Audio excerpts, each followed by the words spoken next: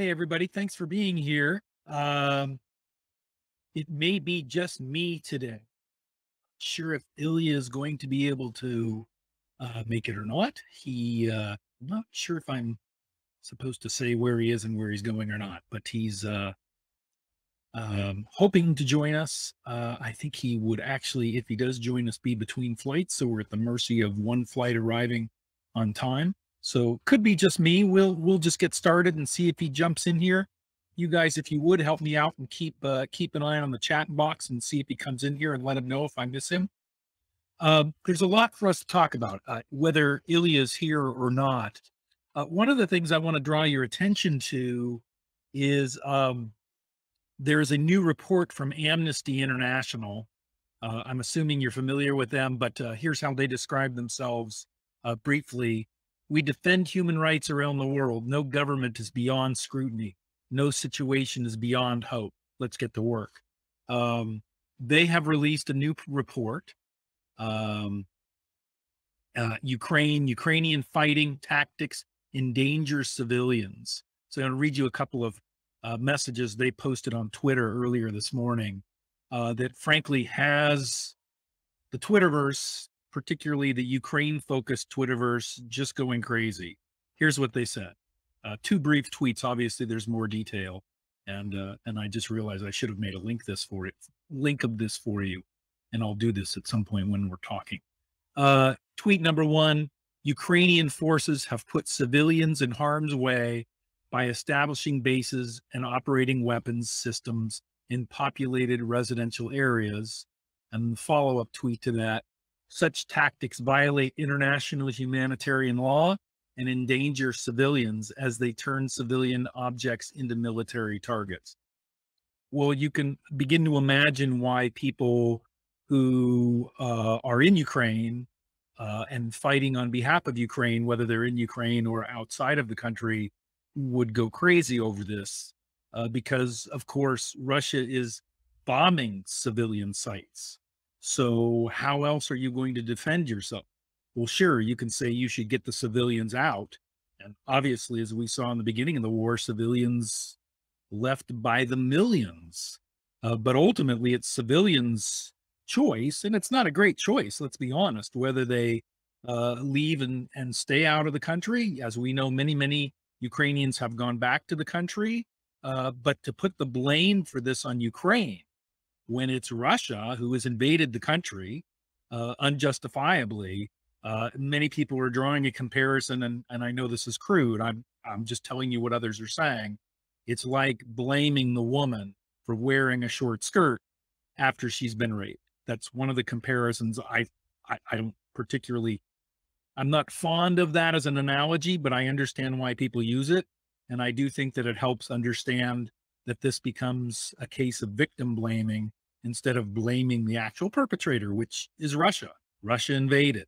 They're not just going after military targets. We've seen that over and over and over and over and over again for the last 5.5 months.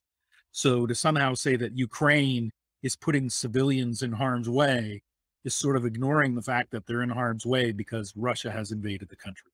So let me see if I can actually give you a link to this story. Let's see how clever I am. Sometimes I'm clever, sometimes I'm not. Let's see how quickly I can do this. Hold on. Or you know what? I got a better idea. Lucas, can I send you this link and have you make it a clickable link for everybody here? Yes, thank you. Gosh, I'm getting smarter as we go here. Lucas is here. I should have him help me.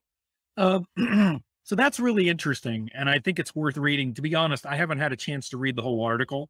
I saw this earlier today and didn't get a chance to go back and dig into it. But I was as excuse me, I was as interested in the response on Twitter to this as I was to the report itself.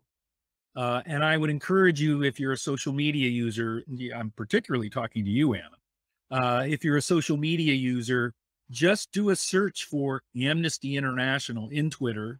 I'll bet the same kind of chatter is going on Facebook. I'm not as big a Facebook user. But I think if you just do a search for Amnesty International, you'll see what people are saying about it. There are people, frankly, that are saying that are defending Amnesty International. They're saying that, Amnesty International is right on here. Well, you will notice, and again, I think if you drill into this, that these, in many cases, excuse me, in many cases, it begins to look like those that are supporting. There we go. Thank you, Lucas. The link is now there and you can click it. That in many cases, it appears that those who are defending the Amnesty International report may be Russian bots or trolls. And so a lot of people who are on the side of Ukraine and Twitter and internet savvy are using tools to show that, oh, this Twitter account, which defended Amnesty International, appears to be a bot or a troll. So I'll tell you, not only is the story itself interesting, but the phenomena around it, the conversation and the fighting around it is also very instructive. You can begin to see how the world of media works in a microcosm around this particular story. So I encourage you to read the story as Lucas has just put it there. And also go on to Twitter. And I said, as I said, I don't know if it's true, but I imagine there's similar kind of dialogue going on Facebook, and just look and see what people are saying on both sides. And you know what? When you see somebody defending Amnesty International and it looks like a legitimate person, don't just dismiss it and curse at them. Read it and ask yourself, why are they saying this? Is there something to this? Use it as an opportunity to learn and maybe even adapt your own point of view, because there's strong feelings either way. And sometimes the greatest thing you can do is go to your perceived enemy and really listen or read to what they're saying and think about it, because you'll learn something, even if it doesn't change your mind. You'll learn something, even if what you learn is how to better defend your own position. I really encourage you to do that. One of the things I wanted to talk about today, and I don't see Ilya here, so I'm just going to assume he's not going to join us. One of the things I wanted to talk about, and it's interesting because this goes back all the way to my first shows with BeamZ. And some of you were here going all the way back to the first weeks of the war, and some of you were new. I'm thrilled you're here in any case.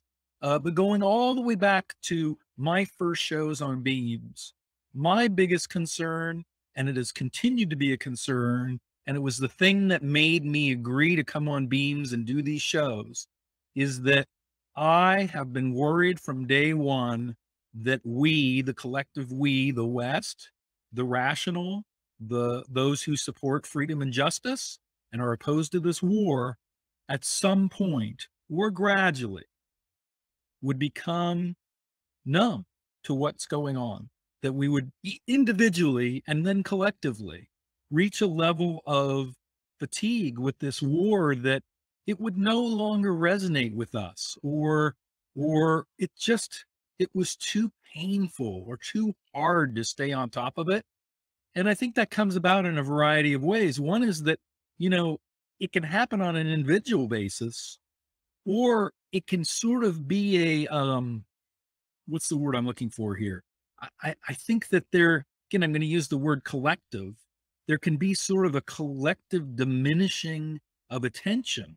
So in fact, I think we talked with Ilya about this a few weeks ago. Pew or somebody like that, maybe it was Axios, did a report noticing that viewership of things like news and news sites on the internet has gone down dramatically. In fact, just this week or late last week, there was a report about how dramatically down, just as an example, CNN viewership is. I think part of that is fatigue of the war, fatigue of the economy, fatigue of COVID. So I just want to reinforce for you, I mean, and let me backtrack for a minute and just talk about myself for a minute.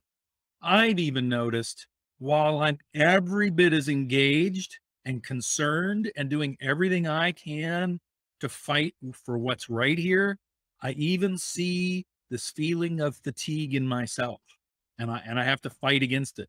Now, to some degree, I've been very wrapped up in working on this book with Ilya, so my attention has been on something very big and it's taken me away. But I am concerned when I see even I begin to experience fatigue, that it's not just me. And I'm curious, please tell us in the chat, are you feeling the same way? And if you have ideas about what we as a group can do to re-engage or stay engaged, I'd love to hear that too. Bonnie says, so true, even not getting as much of the news coverage. Exactly. I mean, you really have to work hard now to hear about Ukraine. And I'm not, excuse me, I don't think it's fair to be critical of the news media necessarily about this. It is not the only thing happening in the world. It's not the only thing happening in your country. Some of us are in the US, some of us are in Canada, some of us are in Europe. It's not the only thing happening.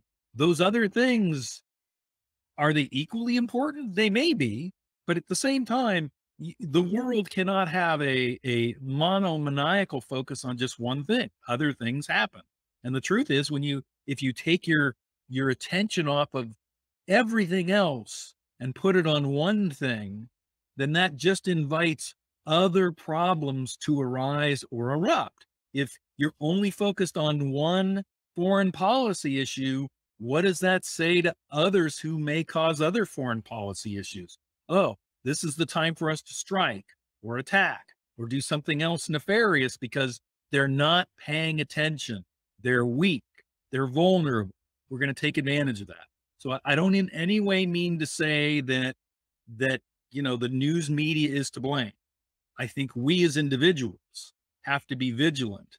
Now that the attention is on the economy, the attention is on the primary elections, the attention is on Supreme Court cases, the attention is on China and Taiwan, and that's another foreign policy issue that's frankly as important as what's happening in Russia and Ukraine. That's why we have a whole other show called Tyranny Today that's focused on Russia, Ukraine, China, and Taiwan, because even though there's not an active war there, there could be an active war there simultaneously.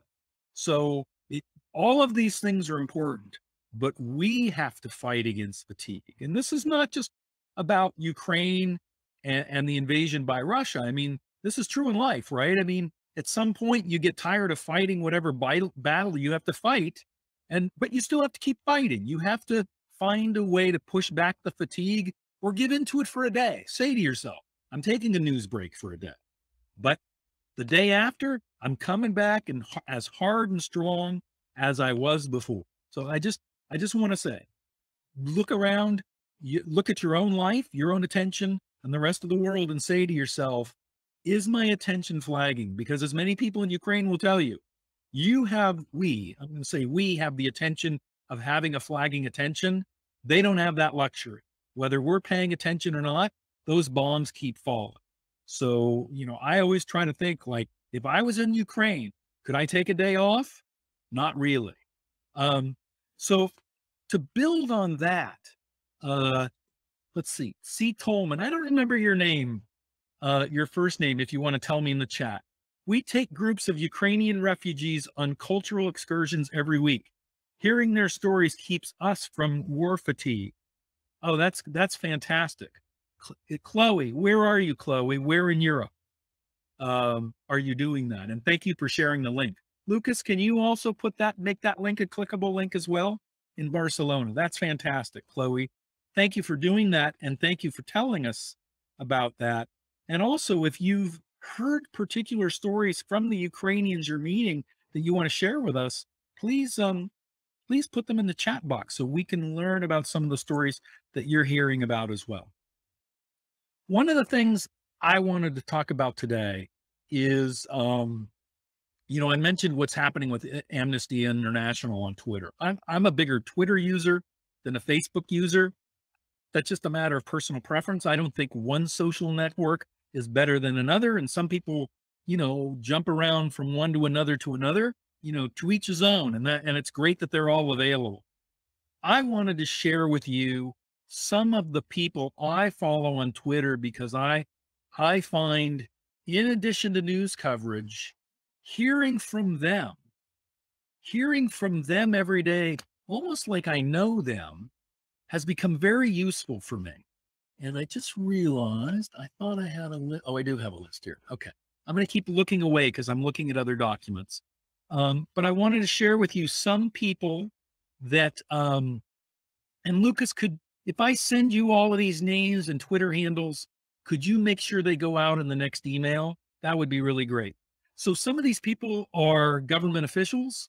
Some of them are just people who live in Ukraine and are very, uh, in a sense, this is one of the great things about the internet and social media, right? Some of these people have essentially become reporters on their own. And one I'm going to talk about, and you look, guys, my we know my pronunciation of Slavic words is not great, but one of the people I'm going to talk about that I encourage you to follow on Twitter. Let's see, I don't know if I can do this. On Twitter, and she's probably maybe on Facebook as well. I'm trying to figure out the best way to share this. Her name is, hold on here. Let's see how this works. Okay, not bad. Her name is Yaroslava Antipina. Again, forgive my pronunciation. Her Twitter handle is Strategy Woman. By day, she's a business strategist. But one of the things she does is every morning she gets up and she posts a picture out her window of where she lives in Kyiv. And it's interesting. It's just, at this point, it just looks like normal life, right? There's the buildings. None of the buildings are damaged. There's cars. There's pedestrians. She lives in a high rise. She's surrounded by high rises. It could be any city. And I think it's comforting for us who follow her to know, you know what? At least in her neighborhood, it's still here. Then she does other things during the course of the day. Some of it is very focused on the war. Some of it is just her personal life, but it's like you're following a friend, frankly.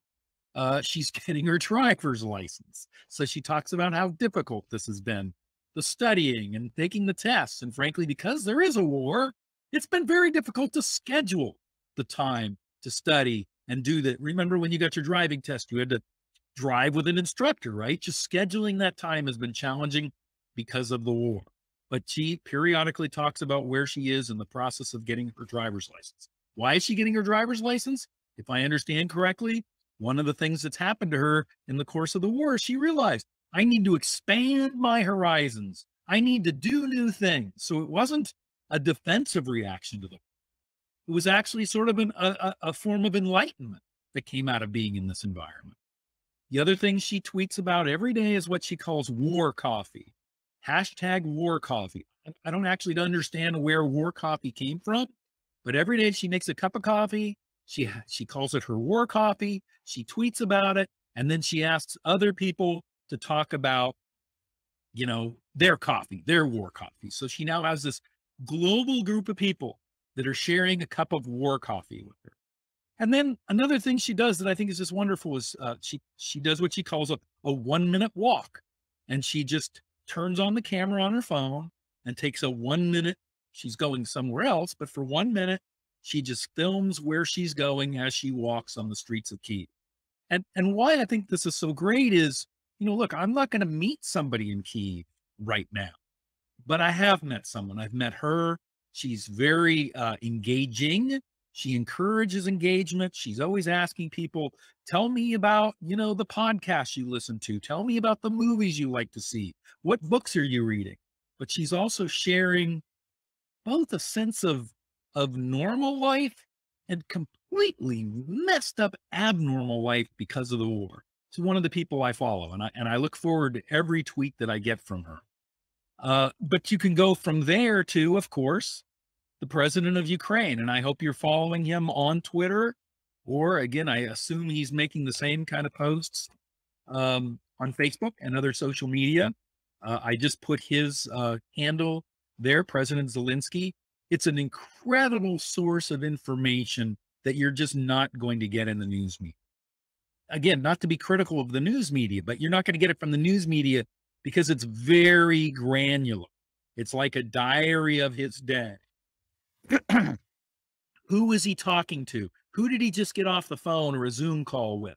What did they discuss? He's constantly communicating with leaders of countries around the world, the presidents, the prime ministers, the ministers of defense. And to the degree that he can, he's not only sharing that these conversations are happening, but he's also sharing the results.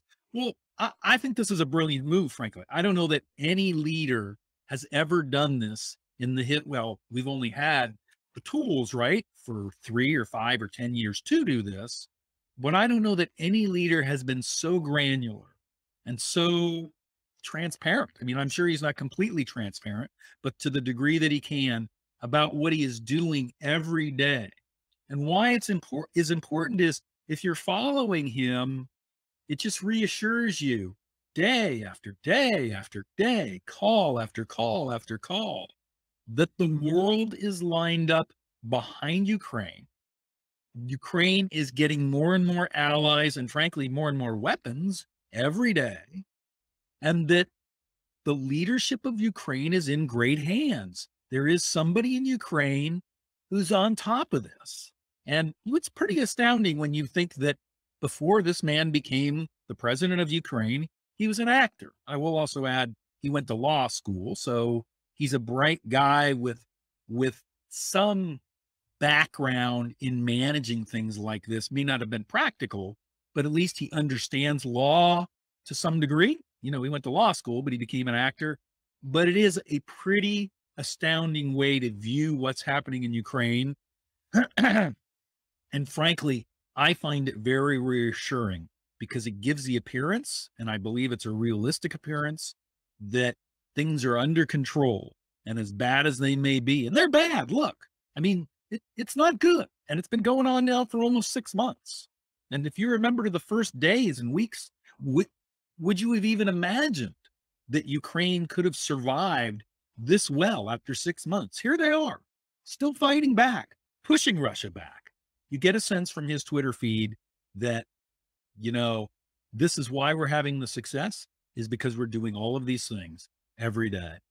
Another person I want to share with you is a woman named Kira Rudik. And if you watch TV news at all, you'll see her. You have seen her. She's everywhere. She's on CNN. She's on Fox. She's on the BBC. She's everywhere. She is a member of the Ukrainian parliament.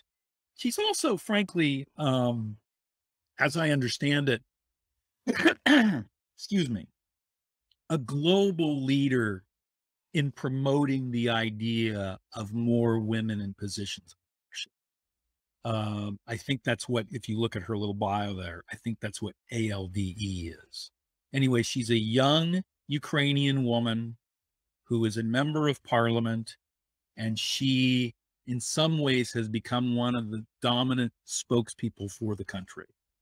She's just recently did a tour of the world, visiting countries, talking about what's happening in Ukraine, talking about what Ukraine needs, meeting world leaders, and building friendships and relationships, and either creating new allies or continuing to strengthen relationships with allies.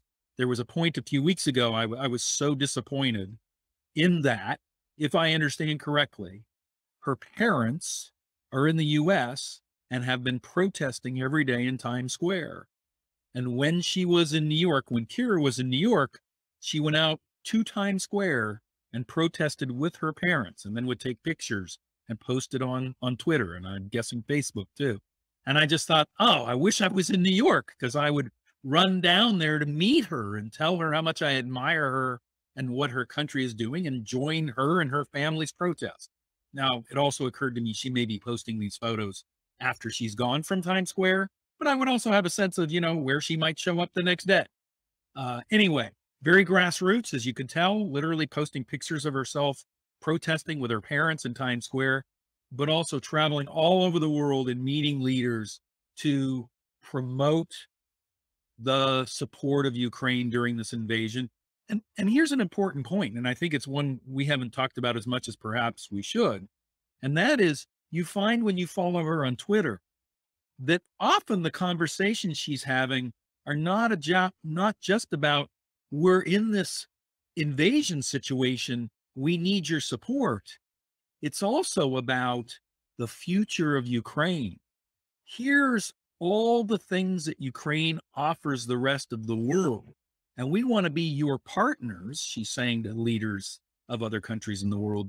We not only want your partnership in fighting against Russia today, but we want to be your partners in building a better world defensively economically, ethically, and all other ways that matter in the future when this invasion is over and we've won and defeated Russia. How are we going to work together to make a better world going forward? And I think if you follow her, you will find great inspiration in that. And I think as you read the news, it's a lens to read the news about Ukraine. It's a lens to have on in your own head. You know, how much of what I'm reading about what Ukraine is doing right now is about the invasion, and how much of it is actually about Ukraine promoting itself in a way that they can be part of a better world when Russia's been defeated. I find that incredibly inspirational because, you know, in these circumstances, it would be so easy to put your head down, maybe even feel like a victim and just fight to the as hard as you can. And that's not what Ukraine is doing. And you hear that in the things that Ilya says. Yes, they're fighting as hard as they can and having great success. But I think one of the things that drives them is they've already fought so hard to get here, to have a strong economy, to be a democratic country with free and fair elections, to have great education. You see this. I mean, I can't speak officially about the state of education in Ukraine, but we've seen, because there's so much success in business and other areas, there must be an educational system that's promoting that. How can Ukraine make itself an even better country after the war, and not alone, but make the world a better place as well by partnering up with other countries so that each country can bring its best to a relationship that makes the world a better place? She is one of the greatest promoters of that. Let me share a couple of other people with you. One is a gentleman by the name of Michael McFaul. McFaul, I think is how you pronounce his last name. He is actually, I believe, a very good friend of Ilya's. Ilya talks about him quite a bit in the book. He is the former ambassador to Russia.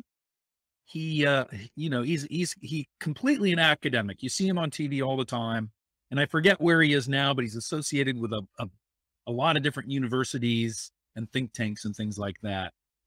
He's a great one to follow because, unlike many academics, when he's on social media, he doesn't communicate like an academic. It's very conversational. It's very hard hitting. He's not, you know, sometimes, well, here in the US, you watch C-SPAN and you watch politicians and you think, just cut the crap and say it, because they're trying to hit their talking points and it's all been crafted by a committee. And, you know, it's a bunch of lawyerly political gobbledygook. Michael McFaul, or McFaul, is completely different. He just says it the way it is, as if you were talking to him, sitting over a beer in a bar. But the information in his perception of the situation is very, very, very good. And it's great because he's been in the middle of it and he has great insights. And again, I think you'll find inspiration because he's fighting the good fight and giving some insight into why Ukraine ultimately is going to win this war, and why, without a doubt, that Russia is wrong. Because, you know, there are people on social media who are defending Russia, and he goes out of his way to say there's what Russia has done and what Russia is doing is indefensible. Another person I'll share with you, this is a guy, and again, I'm probably going to mispronounce his name. Well, I'm surely going to mispronounce his name. It was Anton, see how hard that one is, Gerashenko. As it says in his bio, he's an advisor to the Minister of Internal Affairs of Ukraine, founder of the Institute of the Future. So is this a guy who's looking ahead to the future? Absolutely. Official enemy of Russian propaganda. His tweets are just heartwarming or heartbreaking, frankly. He tweets a lot of videos of soldiers coming home and being greeted by their kids, by their mothers, by their grandmothers, by their families. He also tweets about fallen soldiers in Ukraine. And then in other tweets, you know, he just talks about what's going on and gives some insight.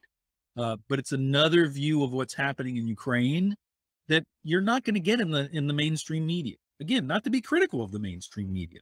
They're going to report on the biggest stories of the day, but there's so much more going on.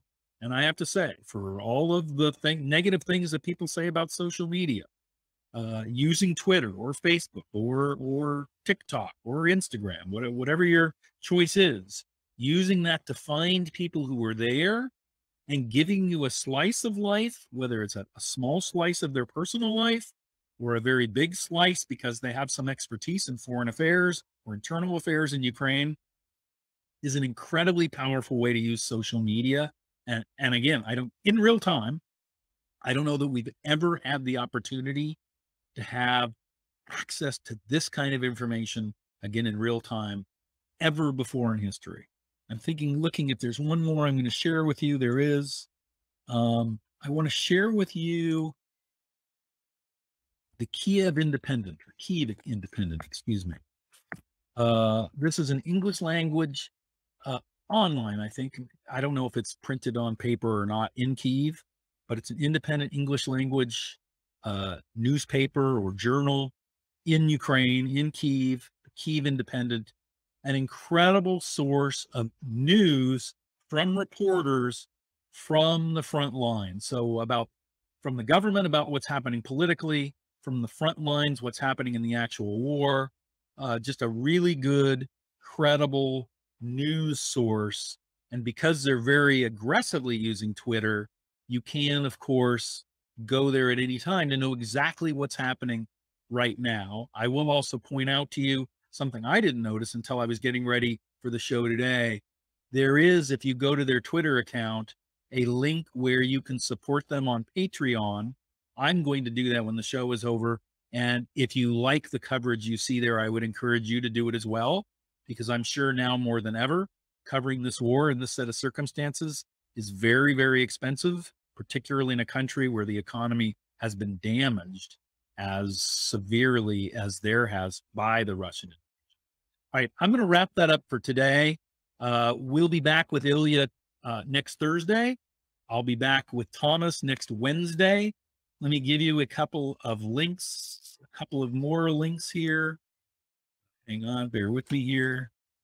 I encourage you to sign up for the show with Thomas next Wednesday. You can use that link. I encourage you to sign up for the show next week with Ilya.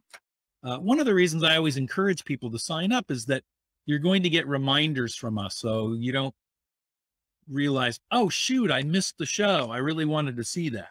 But if you do miss the show, oh, and by the way, you can click on those links that I just put in there and obviously share them with your friends and family. The more, the better here. And so I would encourage you to share those with your friends and family. The last thing I want to say is, and if you're not new to the show, you've heard me say this before, there's a button in the upper right of your screen that either has a dollar sign on it or it says pay hosts, pay host. I am the host. I'm not being paid to be here. I'm a volunteer. This is my way of supporting Ukraine. But when I end the show, you're going to get a pop-up that looks like this. And you can quote unquote pay for the show anywhere from $2 to $1,000. If you think to yourself, all I can afford is $2, believe me, it will be very helpful in Ukraine. And let me tell you where the money is going. It's going towards Ilya's Bravery Foundation. And this is actually a brilliant thing. What they've done, and you'll learn more about this in the book, actually. What they've done is identify Russians who are still inside Russia, who have jobs that force them to support the war effort. So they're military, they're government, they're part of the propaganda machine. These are people who, by virtue of their jobs, are forced to support the war, and they don't personally support the war. But it's Russia. They can't just quit. There's a danger to that. So the Bravery Foundation takes the money it raises and either extracts the people out of the country, literally removes them. In fact, you'll remember there was early on in the war, Ilya told us about this. There was a woman who worked in Russian TV news and in the middle of a live broadcast held up a sign behind the news reporter. She wasn't even an on-camera person. She was a producer. She walked onto the set during the live news behind the reporter with a sign that basically said, "You're being lied to." And of course, ultimately, she had to leave the country. And how she got out of the country, was thanks to the Bravery Foundation. So anything you can give would be appreciated. You can click that link and share it with your friends and family. I know a lot of people are saying, I want to help Ukraine. I don't know. I want to make a donation somewhere. I don't know where. Give them this link. Tell them what I've just told you. Have them go to the landing page there. This is a great place to donate. Every dollar we raise goes to the Bravery Foundation. Thank you, Chloe, for your donation from the Bravery Foundation. Every dollar goes towards either extracting people, or in some cases, the Bravery Foundation enables people to quit those jobs that support the war effort, and the Bravery Foundation pays their legal bills. You know, it's not like in the US or Canada or in Europe. You can't just walk away from your job if you have that kind of job. There's danger in that. So the Bravery Foundation is enabling people to do that and know that they'll be able to, for instance, cover their legal bills. So with that, I'm going to wrap up the show. Look for the email from Lucas. We'll have all of these Twitter names and Twitter handles. If you're more of a Facebook user, I'm sure you can use the names and go find the same people on Facebook. I want to thank everybody for being here, and we'll see you, excuse me, we'll see you next Wednesday with Thomas at 11 a.m. Eastern, and next Thursday with Ilya at 11 a.m. Eastern. Thank you again for being here.